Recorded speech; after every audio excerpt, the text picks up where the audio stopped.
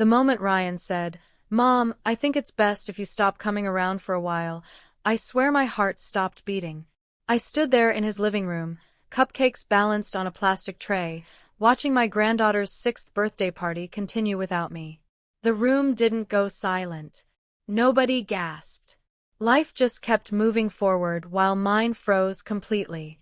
Julia, his wife, wouldn't meet my eyes. She examined her manicured nails like they held the secrets of the universe. Ryan's jaw was set, that stubborn look he'd inherited from his father. "It's creating tension," he added, softer now, almost apologetic. But the words still cut like glass. I didn't argue, didn't beg. I simply set the cupcakes on the counter, kissed my confused granddaughter on the forehead, and walked out. The lock clicked behind me before I reached my car. That sound echoed in my chest for months. I drove home on autopilot, my hands shaking on the steering wheel. The pastel balloons tied to Ryan's mailbox swayed cheerfully in the October wind, mocking me. How does a mother become a visitor in a life she helped build? I'd been there for every scraped knee, every report card, every milestone. I'd stayed up nights when Ryan had colic, worked double shifts to afford his college textbooks, and co-signed his first business loan when no bank would touch him. Now I was being escorted out like some stranger who'd overstayed her welcome. The worst part wasn't the rejection. It was the silence that followed. No phone calls. No explanations. Just a wall of nothing where my family used to be. That night, I sat in my kitchen and cried until my throat was raw. Then I made myself tea, opened my laptop, and started going through old files. If this was really happening, I needed to understand why. The story didn't start at that birthday party. It started 15 years earlier, in this very kitchen. Ryan was 23, fresh out of trade school, with dreams bigger than his bank account. He wanted to start a construction company, but he had no money, no credit, and no business experience. I had all three. So I became his silent partner, his unpaid accountant, his emergency contact when suppliers demanded payment. I handled payroll from this counter every Friday night while he ran deliveries in a beat-up pickup truck. I used my savings to buy office equipment, signed the lease on his first workspace, and filed taxes I barely understood just to keep him afloat. My friends asked why I didn't charge him. I laughed it off. "He's my son," I'd say. "This is what mothers do." I believed I wasn't just building a business. I was securing his future, brick by brick, spreadsheet by spreadsheet. Every late night was a love letter written in numbers he'd never have to read. 4 years, it worked beautifully. Matthew's Construction grew from that rented storage unit into a legitimate company with an office, employees, and contracts across 3 counties. Ryan's name was on the door, but my fingerprints were on every financial decision. We didn't talk about ownership or titles. It felt unnecessary. He was my only child, and this was our family legacy.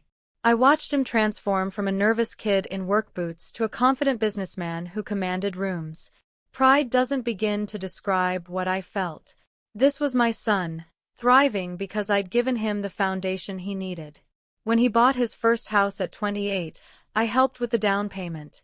When he proposed to Julia, I threw the engagement party. I thought we were building something together. I thought family meant forever. I was wrong about so many things.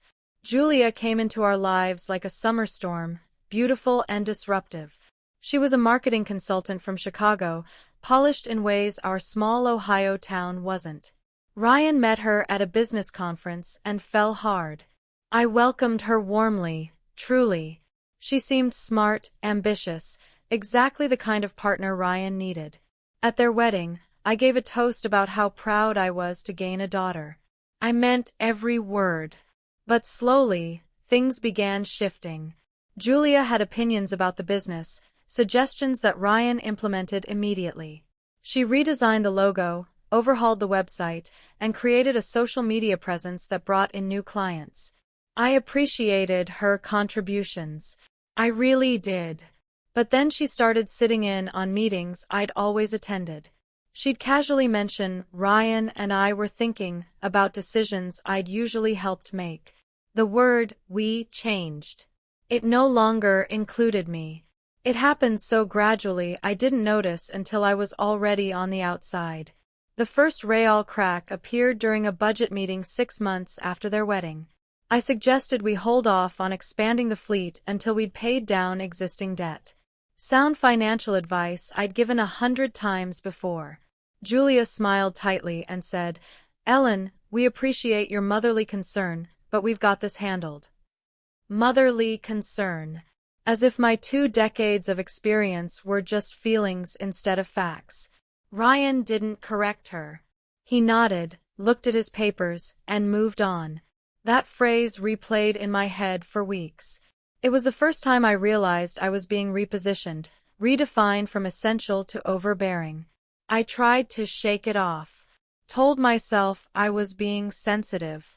But then my name disappeared from the company website. When I asked Ryan about it, he said Julia thought it looked more professional with just his name listed. Professional meant without me. I smiled and said I understood. Inside, something started breaking. Over the next year, I felt myself being carefully, systematically erased. Important emails stopped including me. Client meetings happened without my knowledge. When I asked questions, Ryan called me out of touch with modern business practices. Julia was always there, her hand on his shoulder, her voice in his ear. I overheard her once, through the thin office walls, telling someone on the phone that Ryan's mother was too involved, and they were handling it. Ryan must have been standing right there. He didn't defend me. That hurt worse than the words themselves. I'd spent decades building his confidence, his company, his entire professional life. Now I was a problem being handled. I kept doing the work anyway, kept balancing books, processing payroll, maintaining systems I'd created from nothing. I told myself loyalty mattered. That Ryan would remember eventually. That family doesn't just evaporate. I was naive. I was exhausted. And I was running out of reasons to stay. The final push came on a Tuesday morning in March. I arrived at the office with coffee and spreadsheets, same as always. My key didn't work. I tried 3 times before Ryan appeared in the doorway, looking everywhere except at me. "We changed the locks," he said. "Security reasons." I stood there holding my coffee, steam rising between us like a ghost. "Security from what?" I asked. He shifted his weight. "Julia thinks we need better boundaries. Professional boundaries." Those words landed like stones. This wasn't about security. It was about control. About Julia wanting me gone and Ryan being too weak to say no. I could have fought. Could have reminded him whose name was still on legal documents, whose money had started everything. Instead, I handed him my key, turned around, and walked away. My hands shook so badly I could barely start my car. But I didn't cry. Not yet. I was too angry for tears. That night, I sat in my home office surrounded by 15 years of files.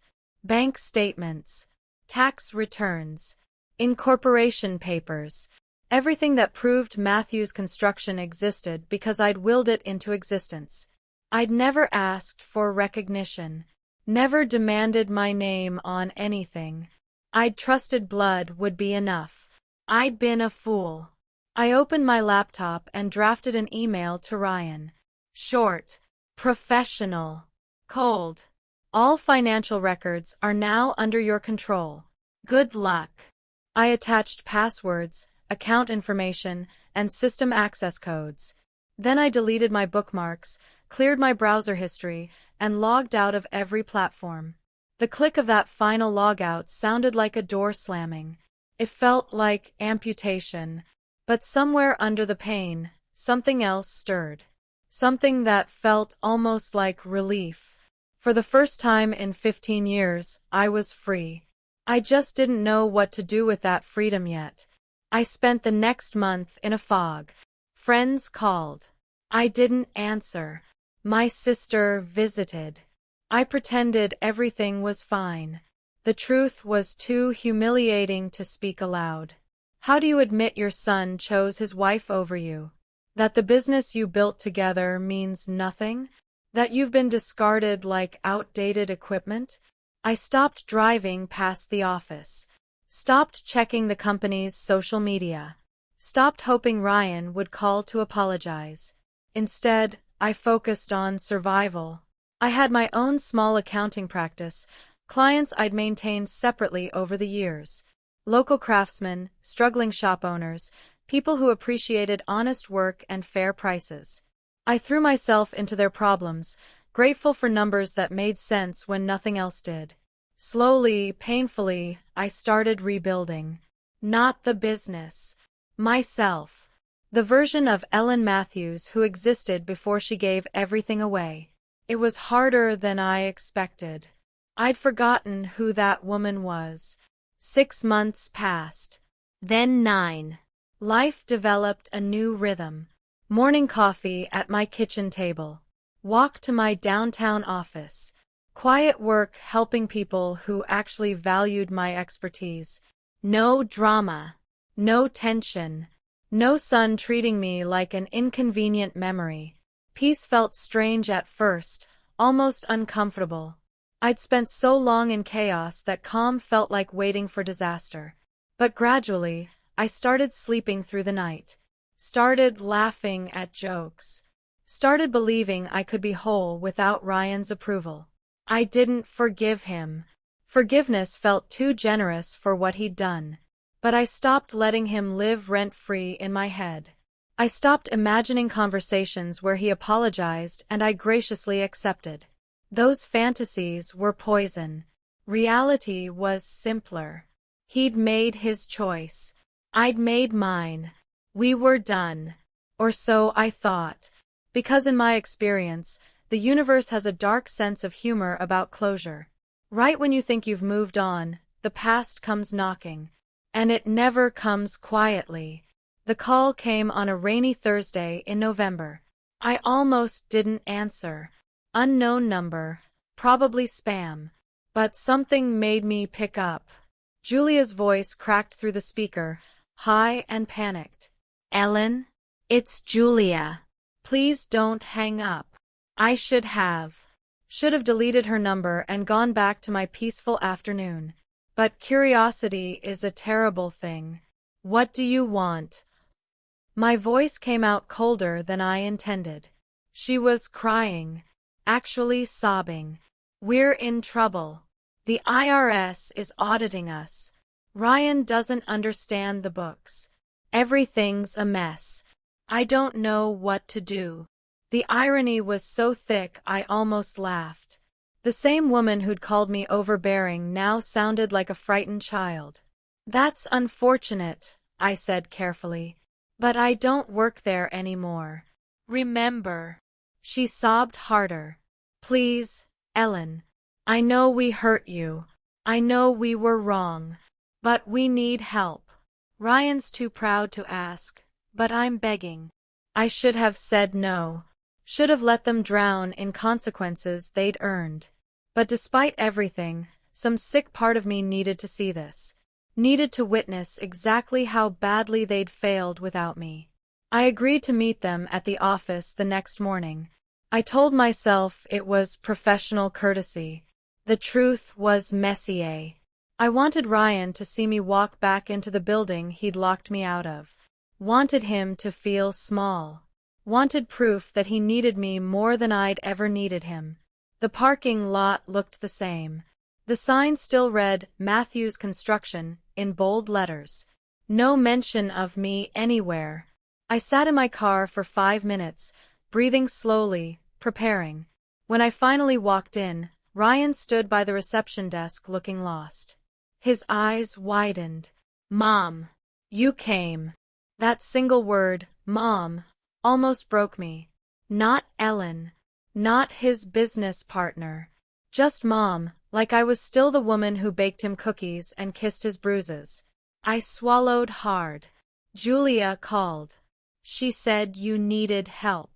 He nodded, looking about 10 years old. The audit. They're asking questions I can't answer. The files are. He trailed off, helpless. I nodded once. Show me everything. The conference room was exactly as I remembered. Same long table. Same uncomfortable chairs. Different people sitting around it. Julia looked exhausted, her perfect makeup smudged. Ryan looked worse, like he hadn't slept in weeks. An IRS agent sat across from them, a woman named Patricia who looked terminally bored. I introduced myself. Ellen Matthews, former bookkeeper. Patricia's eyebrow lifted slightly. Former. She glanced at her papers. According to incorporation documents, you're listed as co-founder. The room went silent. Ryan's face drained of color. Julia's hand flew to her mouth. I kept my expression neutral, professional. That's correct. Though I haven't been actively involved in operations for some time. Patricia nodded slowly. Well, your involvement is relevant here. Several discrepancies in tax filings reference your authorization. She pushed a stack of papers toward me. I recognized my digital signature on documents I'd never seen before. Loan applications, tax deductions, financial statements all filed after I'd left. Someone had been using my credentials without permission. That someone was sitting right across from me. I took my time reviewing each document. Let the silence stretch. Let Ryan squirm. Patricia watched me with interest. She'd seen this before, I realized. Family businesses imploding, people stealing from each other with forged signatures and broken trust. These aren't mine, I said finally. My authorization was never given for any of these filings. Ryan's voice cracked. Mom, I can explain. We just needed to smooth some things over with the bank. Your name still had better credit, so I thought, you thought you'd commit fraud. I interrupted, still calm, still cold. That's what this is, Ryan. You used my credentials without permission. You implicated me in financial decisions I never approved. Julia was crying again. Ryan looked like he might vomit. Patricia just nodded, writing notes. Mrs. Matthews, do you have proof of your ownership stake? I pulled out my folder. The one I'd kept at home, stored safely away from people who'd proven themselves untrustworthy. Complete incorporation papers. Original signed documents. Bank statements showing my initial investment and ongoing financial contributions. I spread them across the table like cards in a winning hand. Matthews Construction was built on my money and my expertise. Legally, 50% of this company belongs to me. And I have every receipt to prove it. The bombshell landed exactly as I'd hoped. Patricia reviewed my documents with growing interest. Ryan's head dropped into his hands.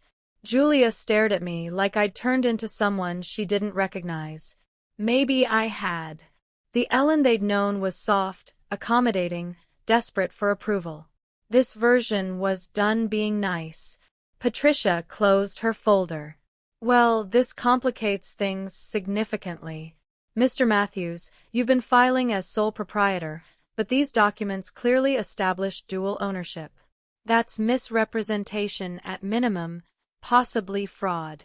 Ryan lifted his head. Mom, please. I didn't know what else to do. The business was struggling. Julia thought if we streamlined things, if we cut some corners. My voice finally rose. You didn't cut corners, Ryan. You cut me out completely, then used my name to cover your mistakes. Do you understand what you've done? He started to answer, but Patricia interrupted. Mrs. Matthews, I need to ask. Do you intend to press charges for unauthorized use of your credentials? I looked at my son, at the boy I'd raised, who'd somehow become this stranger. The question hung between us. Did I want revenge? Or did I want justice? The answer surprised even me. I'm not pressing charges, I said slowly. Yet. Ryan's relief was visible. Patricia nodded. However, I continued, I am exercising my rights as co-owner. Effective immediately, I'm resuming control of all financial operations. Every account, every filing, every decision goes through me until this audit is resolved. Julia started to protest. I held up my hand. You wanted me gone. Now you need me back. Those are my terms. Accept them, or I walk away and let the IRS sort through this mess without my cooperation. The choice wasn't really a choice. Ryan knew it. Patricia knew it. Even Julia, who'd worked so hard to push me out, knew I was their only lifeline. Okay, Ryan whispered. Whatever you want, Mom. I shook my head. Not whatever I want. What's legally mine. There's a difference. I stood, gathering my papers. I'll need full access restored by tomorrow morning. Passwords, accounts, everything. And I want weekly meetings with both of you, where you'll explain every financial decision you've made since I left. I looked directly at Julia. No more secrets. No more professional boundaries. If you want my help, you get all of me, including the parts you found overbearing. The next few weeks were brutal. I dove into their financial mess with surgical precision. Unfiled invoices, misreported income, deductions claimed for expenses that didn't exist. It was amateur hour, the kind of mistakes that scream incompetence to auditors. Every Friday, I documented errors, cross-referenced dates, and built a comprehensive record. Not just for the IRS. For myself. For proof that their failure wasn't random bad luck. It was what happens when you push away the person holding everything together. Ryan attended our meetings looking progressively more defeated. Julia barely spoke. They'd learned I wasn't there to coddle them. I was there to fix what they'd broken and protect myself in the process. I discovered Ryan had taken out loans using my credit, maxed out business cards I'd co-signed years ago, even applied for government contracts under my qualifications. Every revelation made my jaw tighter. He'd used me like a tool, then discarded me when I'd served my purpose. The anger I'd been suppressing roared back to life. During one particularly tense meeting, Ryan finally broke. I'm sorry, okay? I'm sorry we pushed you out. Sorry I didn't defend you. Sorry I used your name. I was desperate and stupid and I didn't know what else to do. His voice cracked. I never wanted to hurt you, Mom. I just wanted to make Julia happy, and she kept saying you were holding us back. Julia flinched but didn't deny it. I stared at my son. At this man I'd raised to be strong, watching him crumble. Part of me wanted to comfort him, to say it was okay, that we'd get through this together. But that part was tired. Used up. You made your choice, I said quietly. You chose to believe I was the problem instead of the solution. You banned me from seeing my grandchildren because your wife found me inconvenient. You stole from me, lied to me, and threw me away like garbage. My voice stayed level. That somehow made it worse. Now you're sorry because you need something. That's not remorse, Ryan. That's just consequences finally catching up. The IRS audit concluded 6 weeks later. Thanks to my documentation and cooperation, Matthews Construction avoided criminal charges. But penalties were steep. Fines totaling $40,000. Mandatory restructuring of their business practices, and a permanent note in their file about previous misrepresentation. Patricia handed Ryan the final assessment with something almost like sympathy. You're lucky your mother stepped in.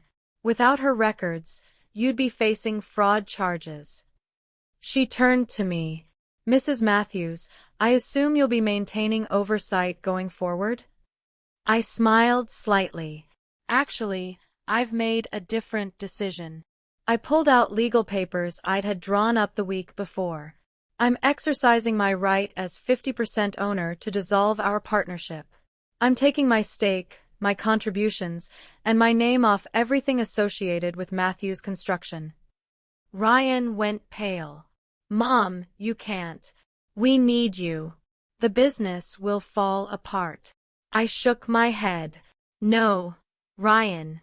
I can't work with people who treat me like an option instead of a foundation. You wanted independence? You've got it.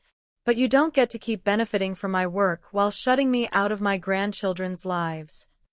The dissolution process took another month. Lawyers calculated my contributions, both financial and operational.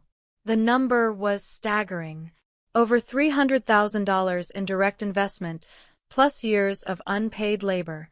Ryan couldn't buy me out. The business didn't have that kind of cash. So I took assets instead. The office building I'd helped purchase. Equipment I'd bought. Client contracts I'd personally negotiated.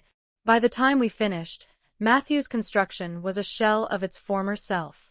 Ryan kept the name and a fraction of what we'd built together. Everything valuable came with me. Julia watched it happen in silence. She'd won the battle for Ryan's attention, but she'd lost the war for his business. On the day the paperwork finalized, Ryan tried one last time. Please don't do this. You're destroying everything we built together. I looked at him steadily. No, sweetheart, you already did that. I'm just taking out the trash. Then I walked out of that office for the final time, my head high, my conscience clear. News spread fast in small towns. Within weeks, people knew Matthews Construction had imploded. Some clients followed me to my new independent practice. Others avoided the whole situation like scandal was contagious. I didn't care anymore. I focused on building something new, something entirely mine. My office was small but comfortable. I hired 2 assistants, both women my age who'd been pushed out of family businesses themselves. We created something different. A firm built on transparency, respect, and the radical idea that women's expertise actually matters. The local newspaper ran a feature about us. Former construction company bookkeeper launches ethics-focused accounting practice. Ryan called after it published. I didn't answer. He left a voicemail saying I was embarrassing the family. I deleted it without finishing. He didn't get to define embarrassment anymore. Not after everything he'd done. 3 months into my new venture, Julia appeared at my office. No appointment. Just standing in my waiting room looking hollow. My assistant asked if she should call security. I said no. Curiosity again, that terrible weakness. Julia sat across from my desk, hands twisting in her lap. I left him, she said without preamble. I couldn't watch what we'd done to you anymore. Couldn't live with myself. I didn't respond. She continued, words tumbling out. You were right about everything. Ryan's weak. He made me the villain because it was easier than admitting his own cowardice. And I let him because I wanted so badly to believe we didn't need you. Tears streaked her makeup. I'm sorry, Ellen. For all of it. For pushing you out, for turning him against you, for taking away your grandchildren. I was threatened by how much he loved you, so I made him choose. Her honesty was unexpected. Painful. I know sorry doesn't fix anything, she whispered. But I wanted you to know anyway. I studied Julia for a long moment. This polished, confident woman reduced to someone broken and ashamed. Part of me wanted to gloat, to rub her face in consequences. But mostly I just felt tired. Thank you for telling me, I said finally. But I can't absolve you. That's not my job. She nodded. I know. I just... She hesitated. I wondered if you might consider hiring me. I'm good at marketing. I could help grow your business. And I promise I'd never... No, I interrupted gently. I appreciate the offer, but no. You and Ryan destroyed my trust in family business relationships. I can't go back there, even with good intentions. Her face crumpled, but she stood. I understand. I hope someday you can forgive us.